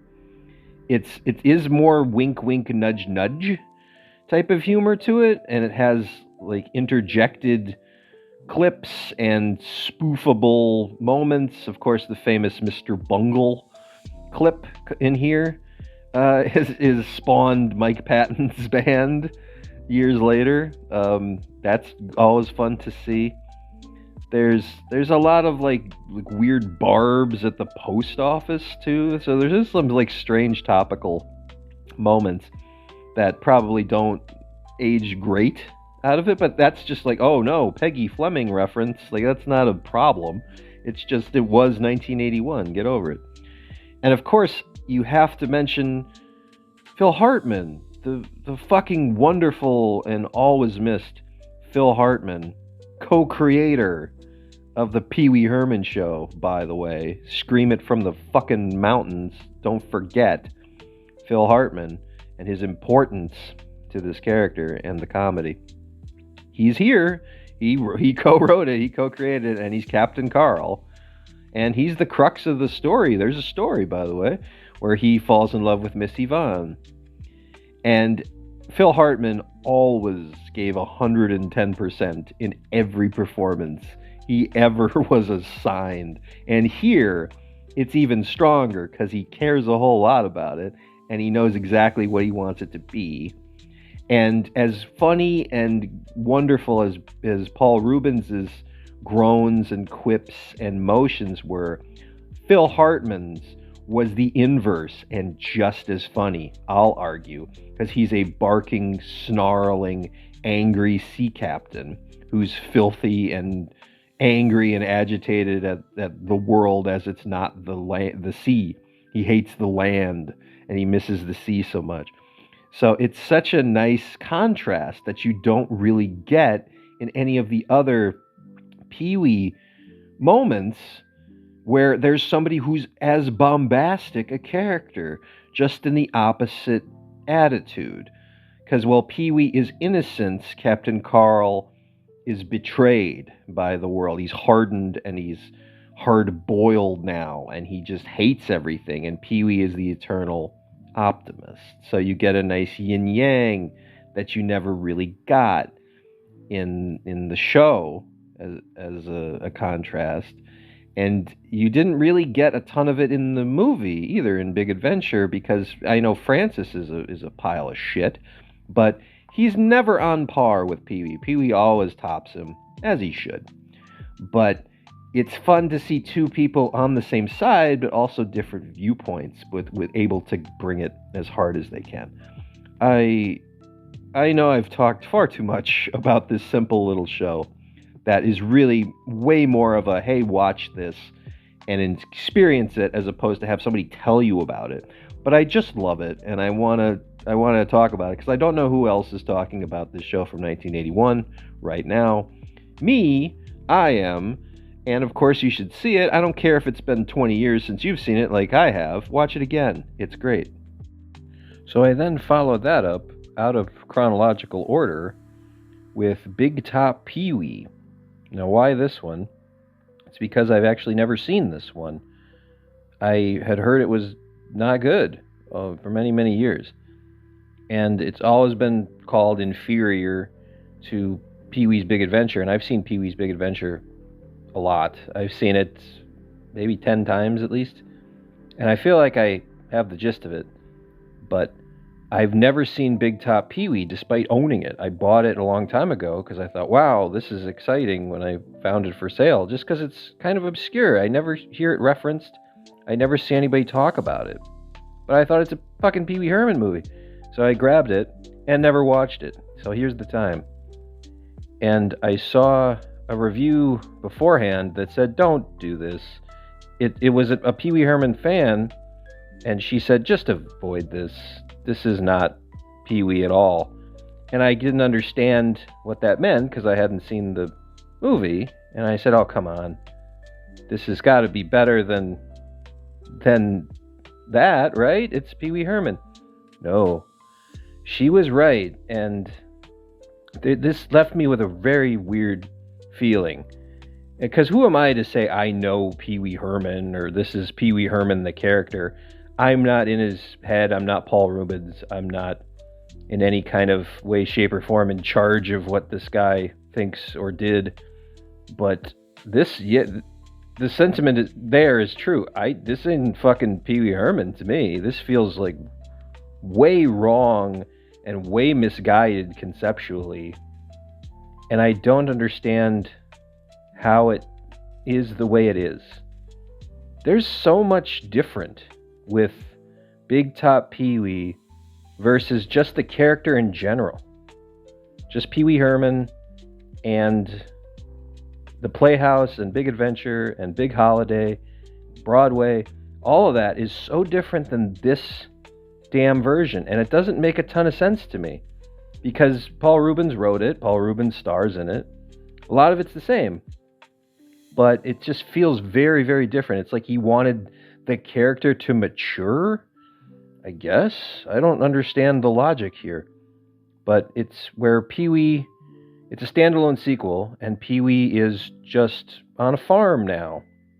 I guess he just wanted to have the song Pee-wee Herman Has a Farm, E-I-E-I-O, because it starts with that, and then it just kind of makes a whole movie out of that weird song being able to exist. And it keeps the animal theme, I guess. There's a slight animal theme from Big Adventure, where he saves everybody in the pet shop. So now there's a bunch of animals. Maybe he was just sitting down, because that was his first film. He was sitting down and trying to figure out why it worked so well. So he circled like certain key points in Big Adventure and was like this. And so there's certain things recreated. A lot of jokes are recreated. A lot of phraseology. The animals are recreated. But now he's a total perv. And I guess that's the evolution of what a boy would do. Maybe that's the thought. Because Pee-wee is like an eternal 8-year-old, but he wanted him to be like an eternal 13-year-old at this point. I don't know. But he has way less funny and avant-garde moments. And of course, he works best with his naive innocence. And that's taken away in a big part here. I was just saying that it's so tempting to change this character and make him an asshole. And he kind of did that immediately, and I didn't know about it at all. And no wonder people were so soured on it for so long, because this was a fucking chore to get through. It didn't make me laugh more than a chuckle once or twice. And it made me really tired, too, on top of it. It was like a military-grade sleep aid for me. It's the inverse of funny when it makes you sleepy. It's not angry. It's sleepy because it's so fucking apathetic. And a lot of the time, there's no fucking jokes in this movie at all. It's just Pee-wee Herman saying and doing normal things. And it's funny because he's Pee-wee Herman and he's talking to sideshow circus characters.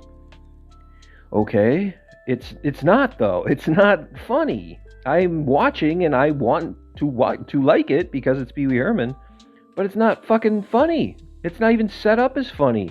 There's a 1.5-minute long kiss sequence where he meets, I guess, the love of his life, and he betrays his fiance to get her. He's jumping on women at random scenes in there, literally jumping on women, and they seem to be okay with it.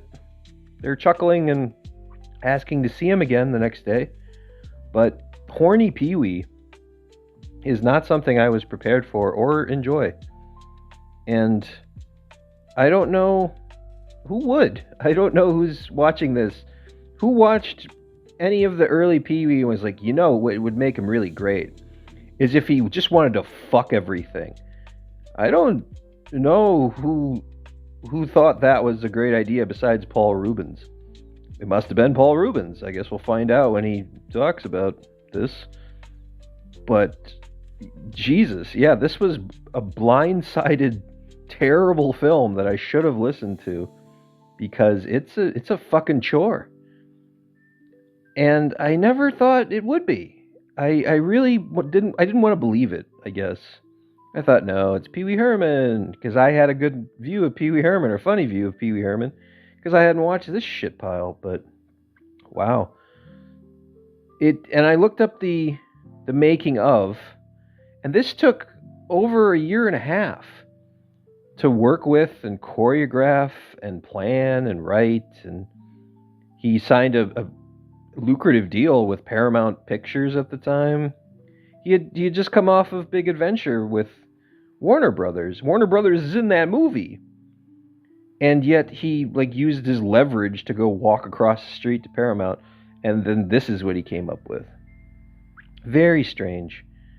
And kind of puts a damper on the whole festivities here, because I thought, oh yeah, let's go back and watch some Pee Wee Herman, and I'll watch that one I never saw. And so I think the solution is I do need to rewatch Big Adventure just to wash this fucking taste out of my mouth.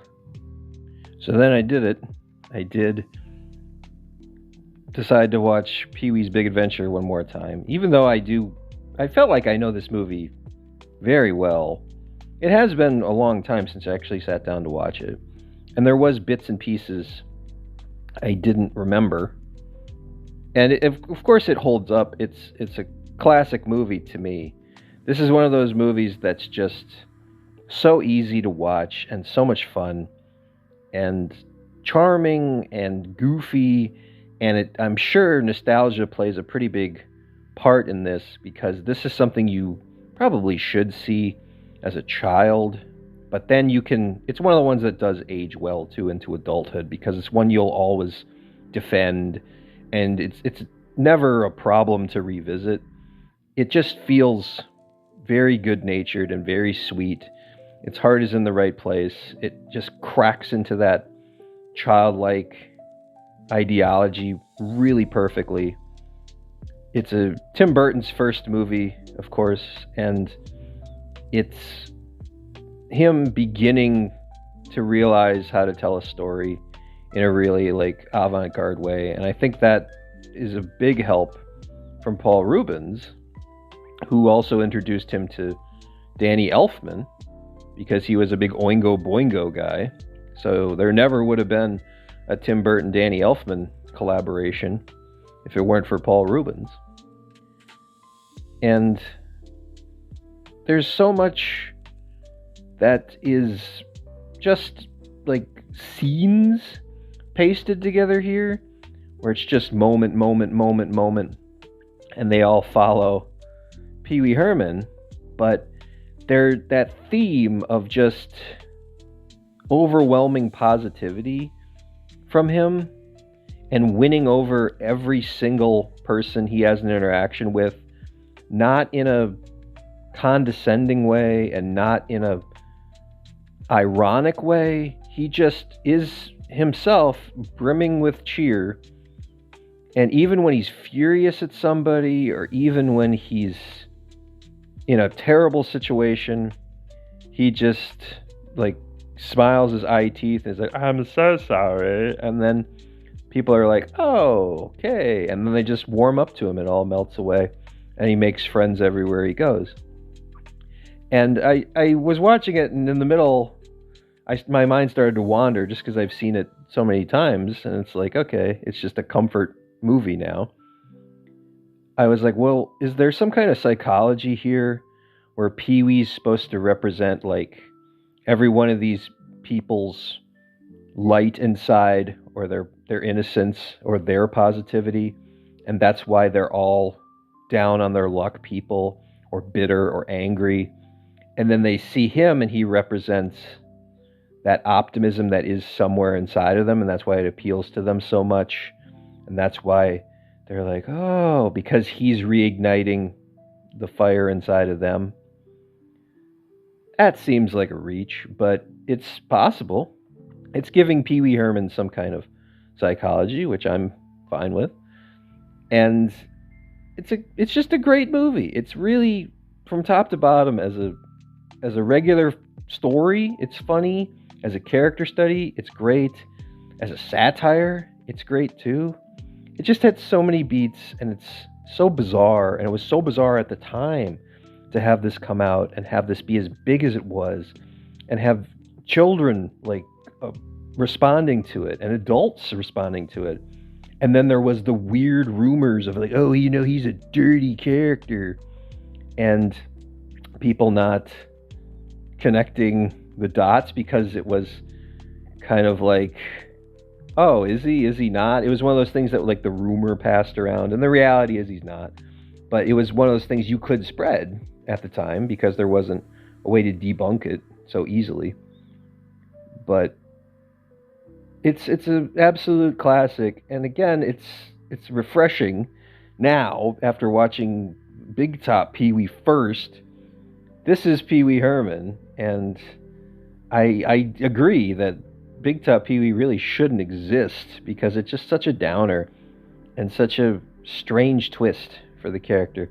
So if you're, for whatever reason, on the fence or haven't seen Big Top Pee-wee either, don't fucking bother. Just watch Big Adventure again. You'll get more out of it for sure. So then after that, I did the Pee Wee Herman show on Broadway, which was the remake revitalization that happened in 2011, where it's what you think. It's the Pee Wee Herman show now on Broadway. It was revived and got to play in New York City. And it's for a whole new generation. Like, it's pretty obvious that this is playing the hits.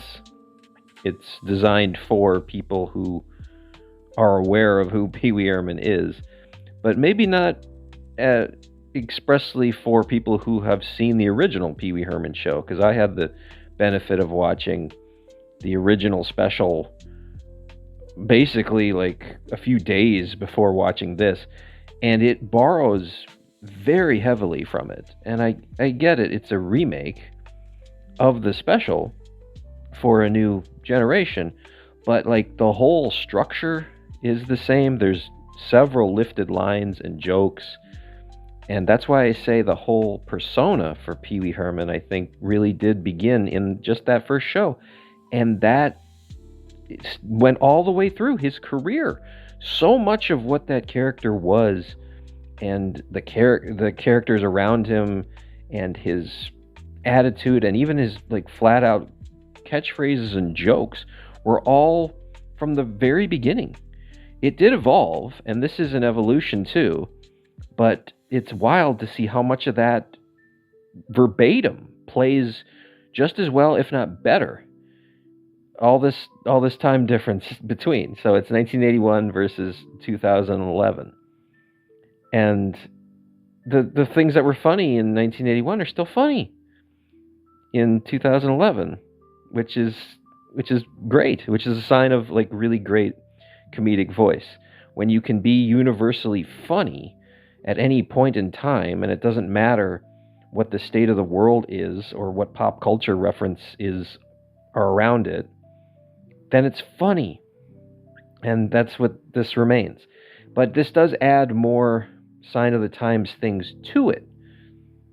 which is, I guess, kind of like what they wanted to riff on, because the main different element of it, besides Pee-wee getting a wish and then Miss Yvonne and now Cowboy Curtis starting a relationship instead of Captain Carl, there's a whole element to Pee-wee is getting a computer for the first time, and what that means, and how all of the other characters in the playhouse are worried that they'll forget about them, or he'll forget about them, and only obsess on the computer.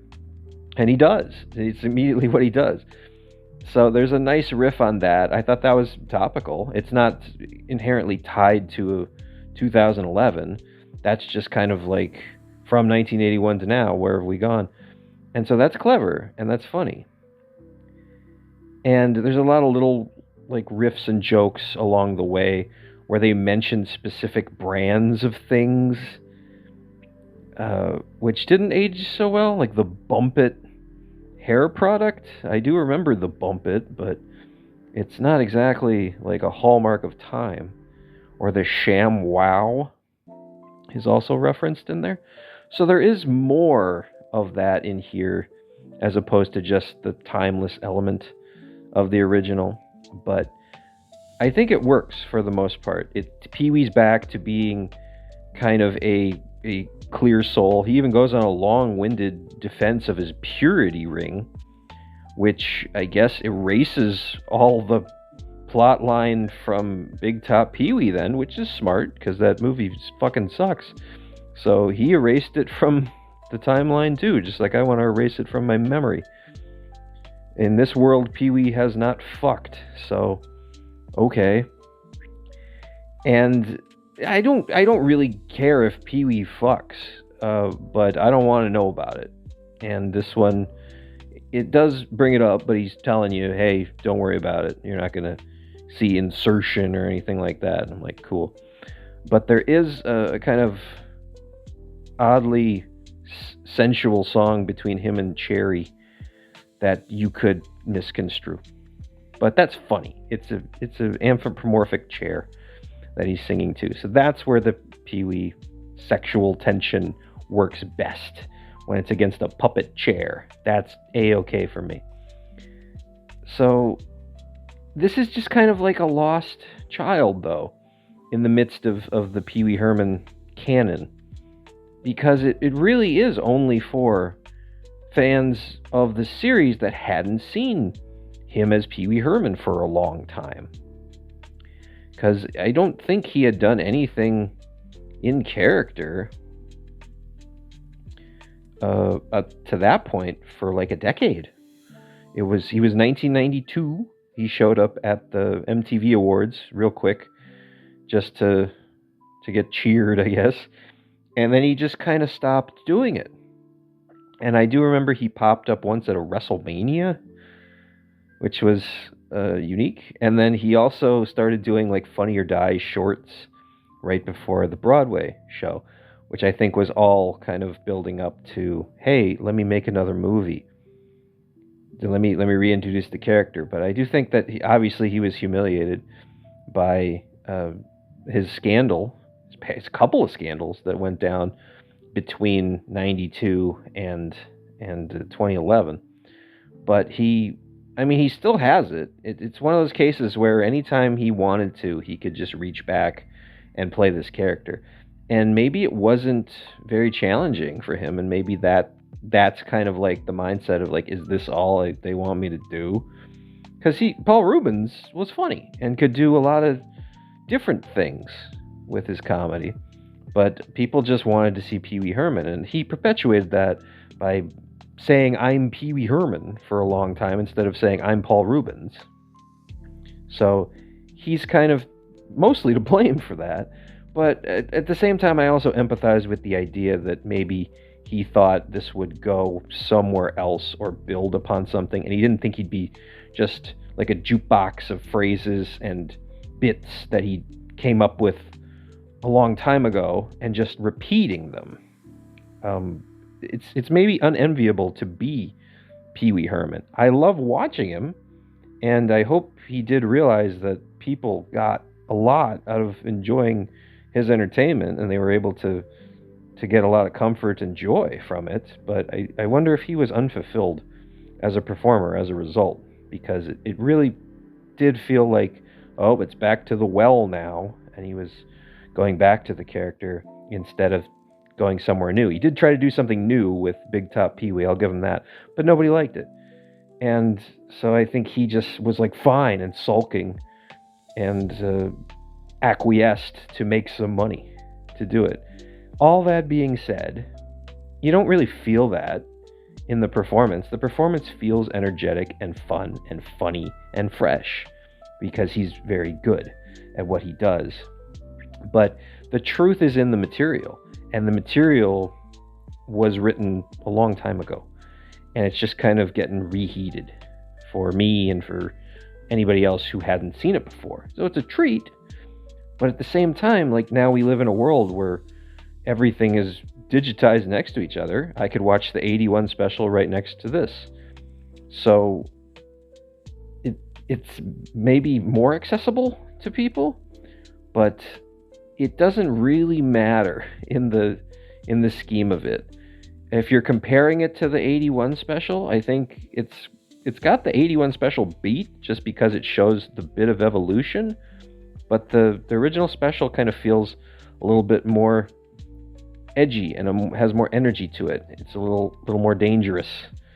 And so if you're looking for an adult slanted Pee-wee, that's the one you would want. If you want to just relive what memories you have, that's this one. But that's definitely a more of a niche genre art or direction than you would just want to enjoy a show with. So is this good? Sure. But you kind of have to have a precursor of some other stuff. And then if you do, it kind of steps on the jokes. So it's a nice, like, treat on top of everything else, but I wouldn't say it's important. So then, of course, I followed it up with Pee-wee's Big Holiday, the now final Pee Wee Herman film, the long-awaited return of Pee Wee Herman, which came out in 2016 on Netflix. And this was directed by John Lee of PFR, which to me is a match made in heaven, because PFR, of course, are the architects behind Wondershosen, which is the seminal children's program spoof of our generation, probably for any generation. So John Lee directing a Pee Wee Herman film tracks beautifully to me. I don't think there's anybody better equipped for the job. And it's something that harkens back to both Pee-wee's Playhouse and Pee-wee's Big Adventure, where I can tell they absolutely mapped out what works and what doesn't in Pee Wee Herman's world. And it's another standalone sequel where nothing from the past has ever happened. So, of course, Pee-wee's never had a playhouse. He's never had a big adventure. He's never joined the circus. None of these things have ever occurred. It's just a guy. And it's Pee Wee Herman living a very simple life, and now needs to break out of his shell because now he is, of course, of indeterminate age, but wants to go to Joe Manganiello's birthday party. Which, why wouldn't he? He's a nice guy. But it gets to play on a lot of those topics that were brought up casually in Pee Wee Herman's world before, but are now kind of spun around in an interesting way, because his morality is kind of what defines him, where it allows him to be the smart ass and allows him to be somewhat of a jerk in Big Adventure, but you don't care and you forgive him and you love it. And when he crosses that line in Big Top Pee-wee, it's like, oh, this is fucking wrong. Like, you know where the line is then, because he defined it. So now he spins it around, and the morality for Pee Wee Herman, the character, is also his biggest flaw. Meaning, he's never lived, he's never gotten to know himself, he's never gone outside of town. So now it's a choice to take a trip and break some rules and see what the rest of the world has to offer. So it's him getting out of his shell, which is an interesting way to do it, because then you take the morality and you bring it back in full force, but you also have him question it, which I think was always a question for Paul Reubens, to say, what do I do with this character? Is it fun to play with the rules? And the answer is not really. Like, people don't really want him to change all that much. They like him as he is. And to ruin him is to ruin the whole idea. There's not really a struggle at play, and people don't want to see a struggle at play. They just want to see Pee-wee be Pee-wee confidently. And this gives you probably 80% of that, where it makes sense, it fits, you get a lot of the same type of callbacks and a lot of the same one-liners, and the attitude's still there, but it grows a little bit too as a character.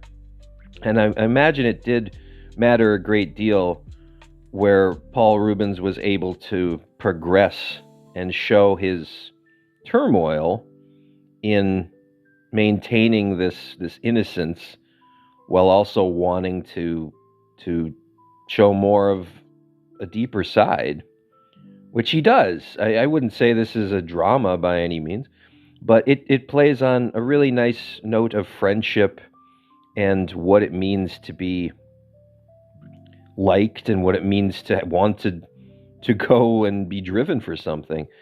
It's a nice refresher that that's still alive in the world.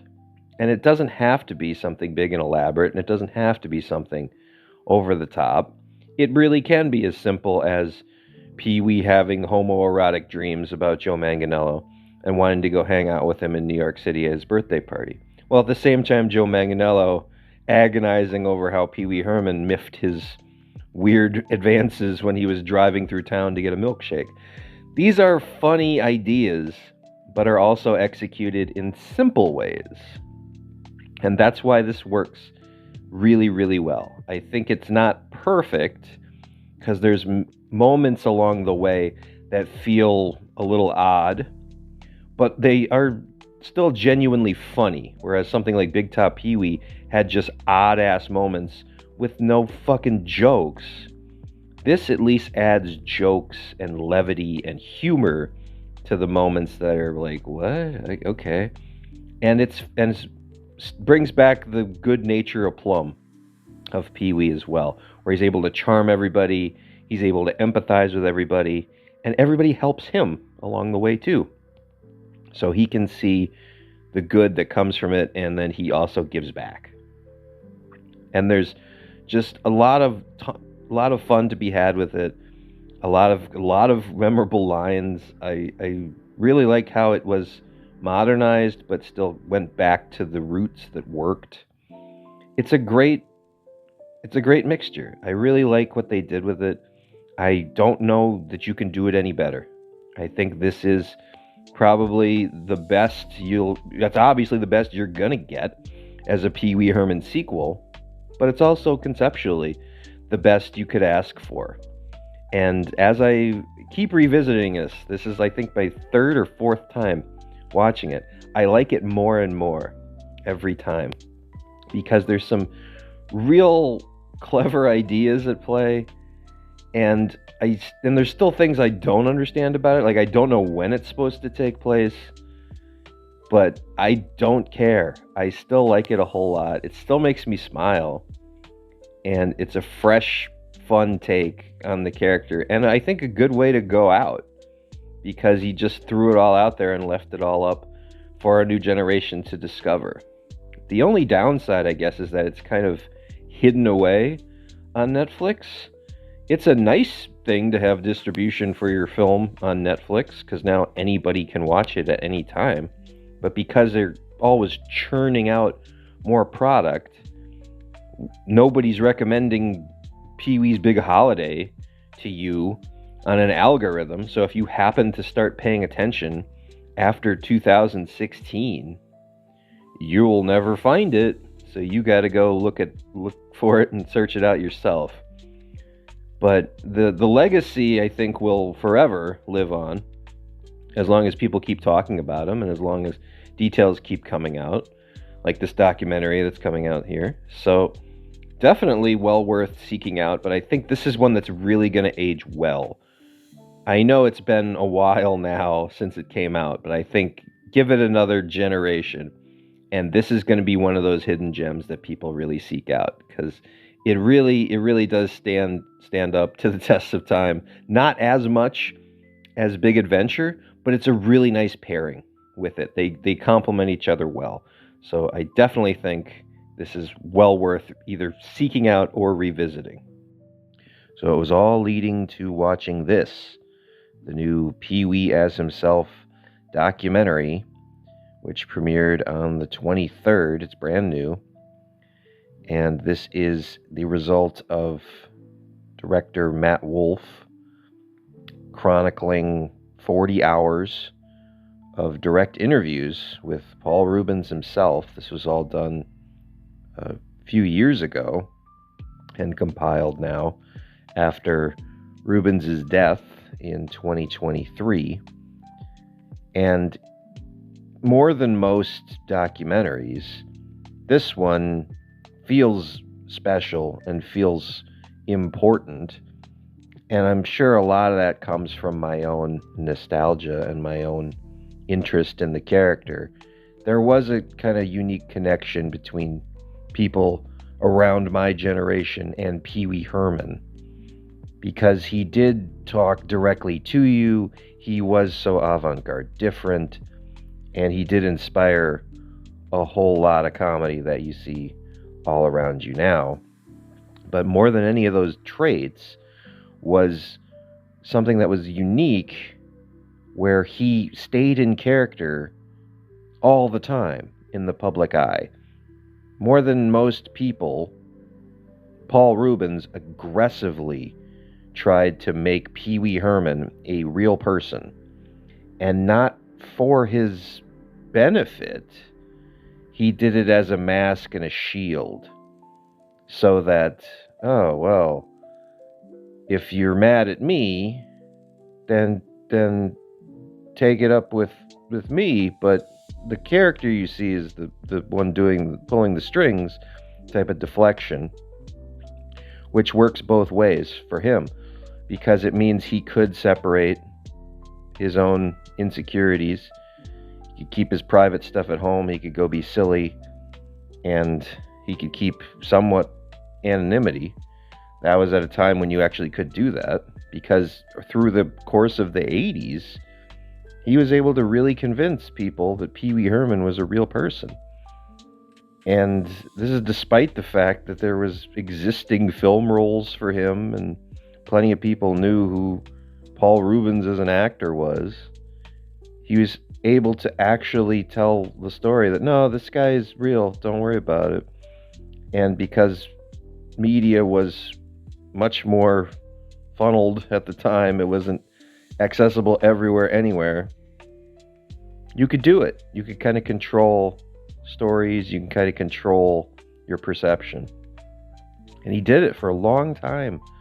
And then, of course, it exploded in a giant bombshell where he's whacking off in a movie theater, which is a pretty funny way to have a empire dissolve. Like, if you're going to have your career ruined, that's a pretty funny way to do it, because it's not even a villainous story then. It's just a guy wagging his dick off. And it's also a time when there wasn't that was enough. It wasn't enough sensationalism that they needed to heap on it.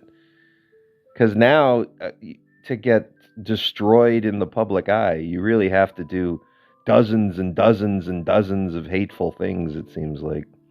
Because there's so many people that will rush to people's aid, and there's so many people that will immediately condemn somebody. It's wild. But he whacked off in a movie theater. Nobody embellished it. Nobody said, like, yeah, he had 6 machine guns and he was smacking a nun in the face with his dick. Like, none of these things came out. It was just, hey, did you know that guy who was doing that in a porno theater? My God. And then it turned into the world's biggest scandal somehow. And it wasn't. It's not the world's biggest scandal. It never was. But the problem with it is that it was something that everybody could laugh at. And it brought out the worst in a lot of critics because they could make fun of him for it. Because it is like the lowest hanging fruit. So even quote unquote like kind comedians or gentle comedians, they were still poking fun at Paul Reubens. And that's brutal to have to endure something like that. And particularly because of how private he was. Like, this is tearing the mask off to the bone. Like, he lost all of his anonymity and then continued in the public eye. And the fact that he was able to rebuild his psyche, his image, and this children's character is phenomenal to be able to do that, and what that must take out of somebody. This shows you what it takes, what the toll is emotionally on somebody when they go through a ringer like that. And it gives you a lot of build up to who Paul Reubens is, who the character became, and how he was able to navigate success and then the downfall to that. Those are the most interesting aspects of it. But it's also shot in a way that shows even at the end of his life, he was not fully comfortable bearing himself and telling these stories and sharing his feelings.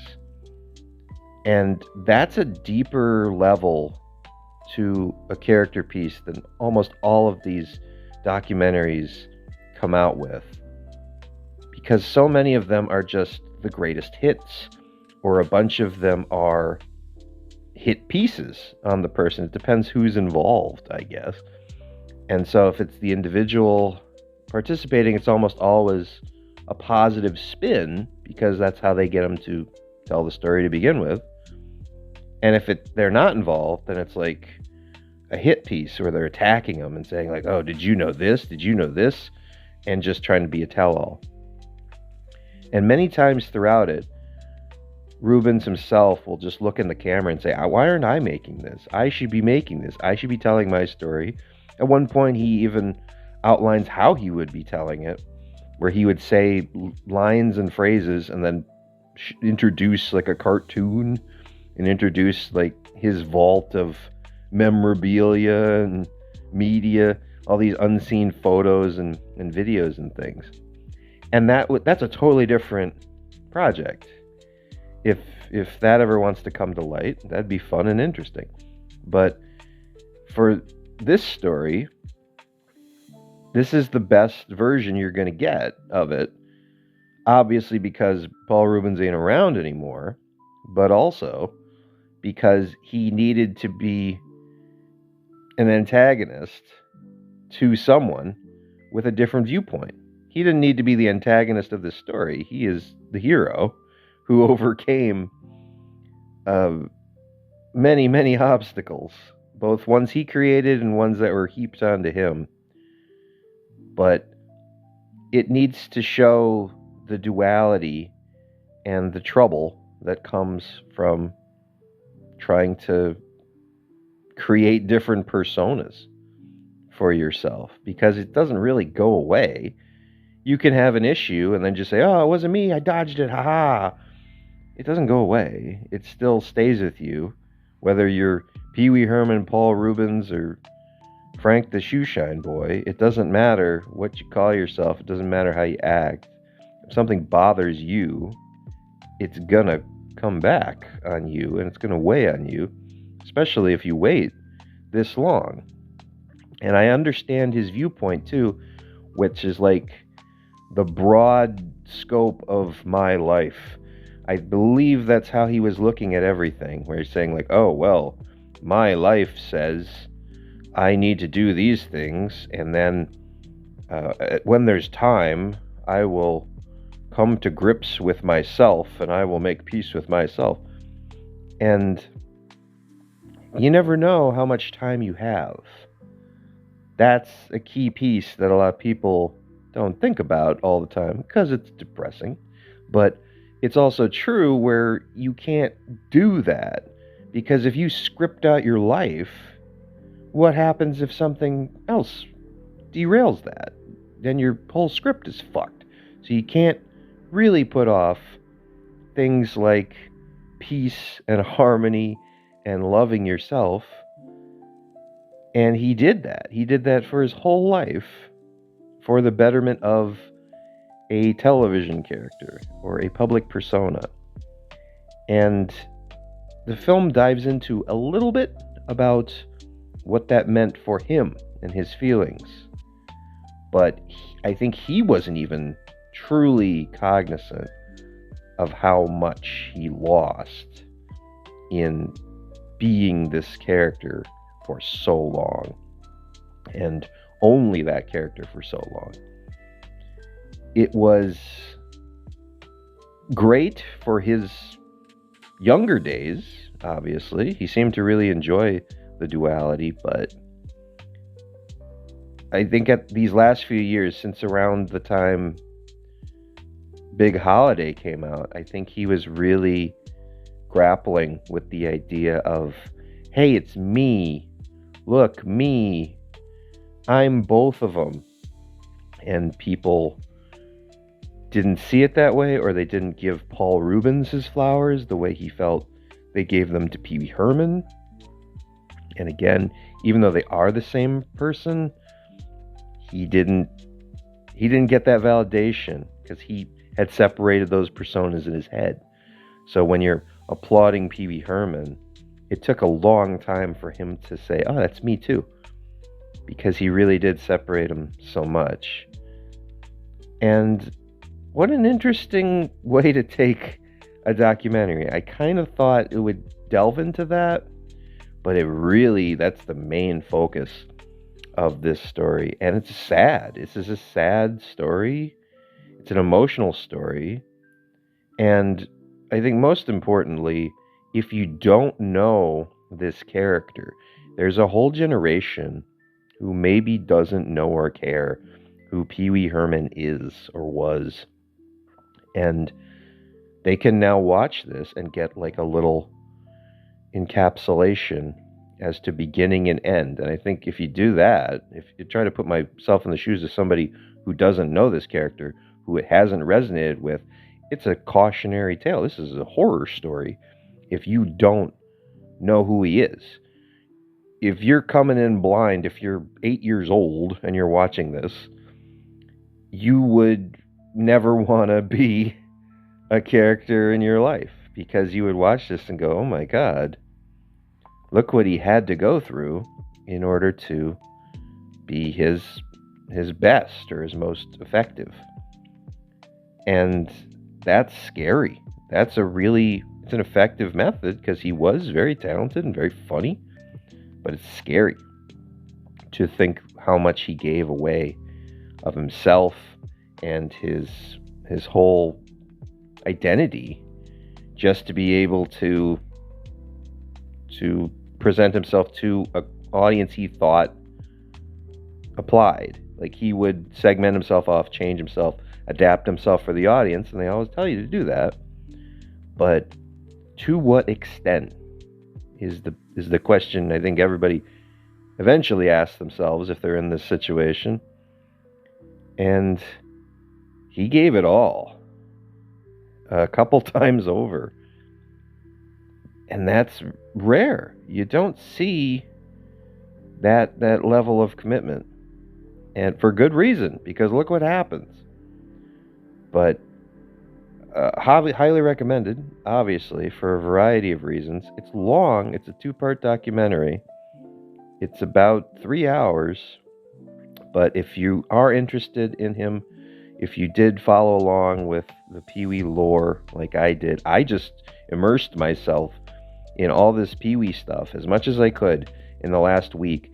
Not to do that, not to feel bad or guilty, but I genuinely didn't know what was coming out in this documentary, so I was like, oh man, am I going to hate this guy? I got to enjoy as much as this as I want to and as much as I love it before anything comes out in this thing or he looks like a jackass or an asshole. I need to at least get one more week of fun with this character. And I don't. I'm not mad at him for it at all. There's nothing terrible in this. There's no deep dark skeletons that he's trotting out. He's not telling you these horrible atrocities. He's bearing his soul. So I like him just as much, if not more, than from watching it, because now he is a person, and that's really what he was driving at since Big Holiday, and his struggles with embracing both sides. This does it. This shows it, and that was a long-term problem for him. So it's in terms of his success, this is like his final success, to be able to say, look, I can do it as myself too. So it puts a bow on everything like that. Pee-wee fandom lives inside me strong as ever, and should you. And again, it's interesting to see if somebody who doesn't know who this is, if they watch it, what their thoughts would be on it. I think you'll like it, but I think it'll be like unsettling too at the same time. But yeah, obviously, tons of hype from myself in my heart, and it exceeded it. It's fantastic. But I wasn't quite ready for the Pee-wee train to stop rolling. So finally, I wrapped it all up with some post-game coverage of Beauty is Embarrassing. This is a 2012 documentary about cartoonist and artist Wayne White, who was in Pee-wee as himself. He was interviewed. And he was an underground cartoonist in New York City and also worked on Pee-wee's Playhouse. He was Dirty Dog, among other characters on the show, but mostly he, by his own admission, he would sit in a room all day and get high and draw pictures and then show them to Paul Rubens, and Paul Rubens would pick out weird ones, which is cool. So it's more of a study of Wayne White, the artist, from beginning, middle to end. And before this documentary, this would have been the go-to destination for kind of dirt on Pee-wee's Playhouse, because there really wasn't much that came out from that, for a good reason, because I think Paul Rubens kind of had an iron fist to not want to talk about it till he did. But this has a little bit of that, but it's also his life, and that's the fun part, is being able to show just a weird ball dude growing as a weird ball dude. That's a nice story you get to see played out every once in a while. And there's obviously problems and issues along the way that he suffered, but this is really more about the indomitable spirit. It's kind of like telling you, hey, if you are born into a bizarre situation, or a situation that doesn't match what you want as your desires, that shouldn't stop you. And I think that message, more than ever, is louder and more true in 2025 than it ever has been, because think of how many people were born in like small towns or bad scenarios or poor families, and they had great ideas or talent or ambition, and it was just never going to happen for them because of their situation. It's just like, yeah, I have these great ideas and I can draw like nobody's business, and I live in Bozeman, Montana, and my dad pumps gas. Don't think I'm living that dream. And then they just don't. They just draw in their basement and die, and then you never hear about them. How many of people like that have there gotta be? And that's terrifying when you think about all the missed opportunities for your benefit because you weren't able to see them and enjoy them, but also they weren't able to express themselves in a grand scale. That's sad. So being able to see it play out kind of beginning, middle, and future for Wayne White is very satisfying because he doesn't seem like there's going to be some curveball twist or some terrible atrocity that needs to happen in order to tell this story. This is just a story of, hey, I'm kind of weird and I like picking up garbage off the side of the road. Maybe I'll make a doll out of it. And then he does. And if you think that's a flimsy premise for a movie, you're right. But he's also an affable storyteller. He's also a guy you want to root for. He's also very relatable to me because I'm a weird asshole myself, and I would want to succeed in the manner with which he does. I think he's got it figured out. I think he does it in a proper way. And good for him. This is kind of like a celebratory lap around the track to say, like, hey, remember all that weird shit you did and all those weird like times where you were able to do what you wanted to do? That's validating. Keep doing it. And so it is. And I like how he also gets into the idea that art as a medium is oftentimes taken very seriously and very snooty, very stuck up. And his emphasis is humor, has always been humor. And that's what he found resonates with people the most, is just being silly, being critical, being funny, being himself. So there's a lot in the art world I don't understand. There's a ton of it that's over my head. But this feels like a very nice handshake introduction to it from his point of view. Because if this is art, then I understand and embrace art. Because I like it, I like him, and it's a way where somebody who doesn't sit there and study patterns and periods and themes and strategies and the complexities of how you're supposed to do this, the unwritten rule book of art, doesn't subscribe to that, you can still do it, and you can still be successful in it, and you can still affect people and inspire people. And that's the great thing about it. That's why this is fun to watch. It's really satisfying. And obviously a great character to root for, too. So I wish great success to Wayne White going forward.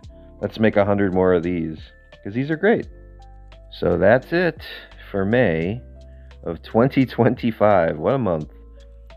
I suppose we'll do June. See you then.